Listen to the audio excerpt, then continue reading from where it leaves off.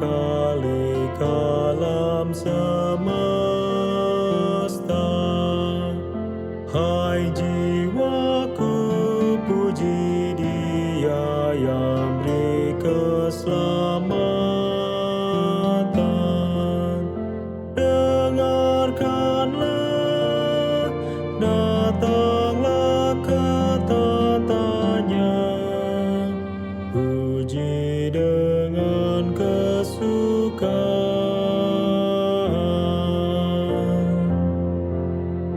Puji Tuhan yang ajaib serta berkuasa. Perlindungan dan pengampunan-Mu diberikannya. Tidakkah kau merasakan kasih-Nya yang dikaruniakannya?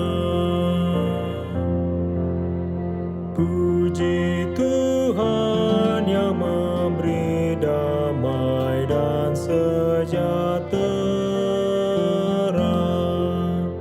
kebajikan dan kemurahan dijanjikannya.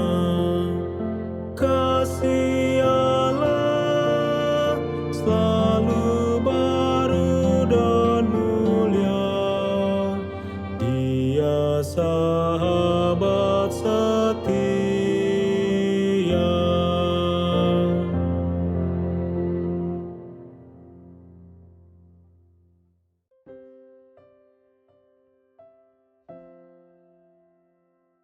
Saudara-saudara yang terkasih di dalam Tuhan Yesus, Shalom dan salam kasih, salam damai buat kita semua. Puji syukur dengan berkat dan pimpinan Tuhan yang baik kepada kita, karena waktu ini kita bersama lagi di dalam firman Tuhan.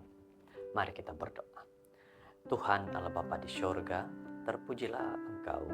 Berkati kami hari ini untuk mempelajari firman dalam nama Yesus. Amin. Saudara-saudara, hari ini kita akan sama-sama mempelajari satu judul firman Tuhan, para mubalik. Kisah Para Rasul 10 ayat 34 dan 35. Sesungguhnya aku telah mengerti bahwa Tuhan tidak membedakan orang, setiap orang dari bangsa manapun yang takut akan Dia dan yang mengamalkan kebenaran berkenan kepadanya. Saudara-saudara, ini adalah ayat untuk kita sama-sama renungkan apa yang sudah kita mengerti daripada ayat ini. Jika seseorang menggambarkan kepada Anda seorang yang berbadan tegap, tegas, dan kemahiran kepimpinan, dan kemudian meminta Anda untuk memutuskan sama ada orang itu seorang pegawai tentara atau mubalik, pilihan mana yang akan Anda pilih? Adakah Anda akan mengatakan dia seorang pegawai tentara? Ramai orang akan berbuat demikian karena gambaran seperti itu lebih bertepatan dengan prototipe seorang tentara berbanding seorang mubalik. Karena apa? Karena badannya mungkin besar, tegap, dan orang beranggapan bahwa dia seorang tentara. Jadi, apa kalau kita melalui pandangan mata kita? Namun dengan bergantung pada prototipe saja boleh mengalih perhatian kita daripada memikirkan aspek lain yang berkaitan. Inilah yang dibuktikan oleh ahli psikologi kognitif terkenal Daniel Kahneman, penerima hadiah Nobel pada tahun 2002. Dalam karyanya tentang pertimbangan manusia dalam membuat keputusan dalam keadaan yang tidak menentu. Jadi ini berkaitan dengan cara berpikir kita. Apakah kita berpikir melalui pandangan mata kita saja langsung membuat keputusan, atau sebaliknya? Rasul Paulus malah dia dan beberapa saudara di Yope terkejut apabila mereka melihat bahwa Roh Kudus dicurahkan ke atas orang-orang yang tidak sesuai dengan profil mereka. Segelintir orang Israel pada masa itu dapat membayangkan bahwa Cornelius, seorang perwira Rom, boleh dilihat pada masa yang sama sebagai seorang mubalik yang berpotensi. Jadi saudara-saudara, bagaimana dengan seterusnya kepada Rasul Paulus dan teman-temannya? Walau bagaimanapun, perwira ini daripada kumpulan yang paling dipanggil Itali, juga seorang yang saleh dan takut kepada Tuhan, yang terkenal dengan doa dan sumbangannya. Kisah para Rasul 10 ayat 1 hingga 2. Apabila Petrus berkhotbah kepadanya tentang Kristus, dia menerima di Tuhan sebagai juru selamat pribadinya. Malah keluarga dan sahabat Cornelius yang mendengar menerima message Kristus, apa yang mereka pikirkan? Jadi saudara-saudara yang terkasih dalam firman Tuhan, renungan hari ini, pernahkah Anda terfikir tentang prototipe mubalik yang biasa kita gunakan? Adakah dia seorang padri atau dia seorang pastor? Siapakah yang akan Tuhan hantar untuk membawa message keselamatan kepada bilion-bilion orang yang masih tidak mengenal Tuhan? Bagaimana dia akan melakukannya? Adakah dia akan menggunakan kaidah penginjilan tradisional, atau adakah dia akan mengejutkan kita seperti pada permulaan gereja Kristen? Bagaimana menurut kita semua? Apa pandangan kita tentang membalik? Saudara yang terkasih, petikan Alkitab hari ini mengaitkan kesimpulan Rasul selepas menyaksikan komitmen Cornelius. Sesungguhnya aku telah mengerti bahwa Tuhan tidak membedakan orang. Setiap orang dari bangsa manapun yang takut akan Dia dan yang mengamalkan kebenaran berkenan kepadanya. Izinkan saya memberitahu Anda bahwa Tuhan akan bekerja dalam pekerjaan terakhir ini dengan cara yang sangat di luar aturan umum. Tuhan akan menggunakan cara dan kaedahnya sendiri. Dengan ini akan terlihat bahwa Dia memegang tampuk di tangannya sendiri.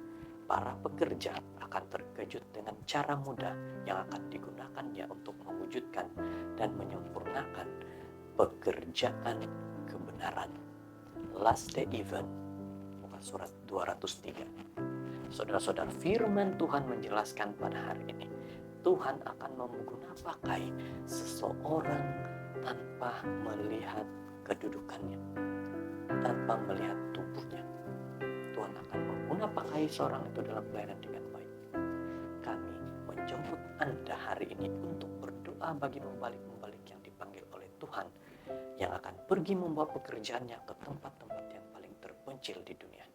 Kiranya firman Tuhan ini membuka mata kita untuk terus melalui datang kepada pelayanan Tuhan. Kita berdoa. Tuhan, terima kasih berkat-Mu, pimpinanmu. Kami bersyukur karena Engkau menuntun dan menjaga kami. Dalam nama Yesus. Amin.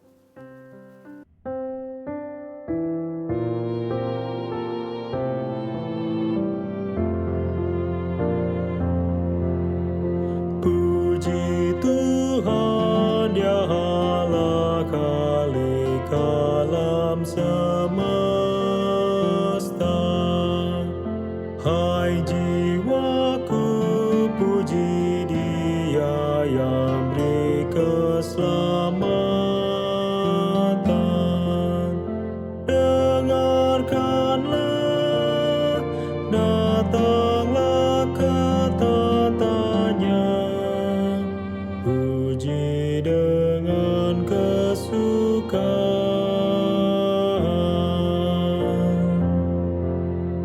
Puji Tuhan yang ajaib serta berkuasa. Perlindungan dan pengampunan-Mu diberikannya. Tidakkah kau merasakan kasih-Nya yang dikaruniakan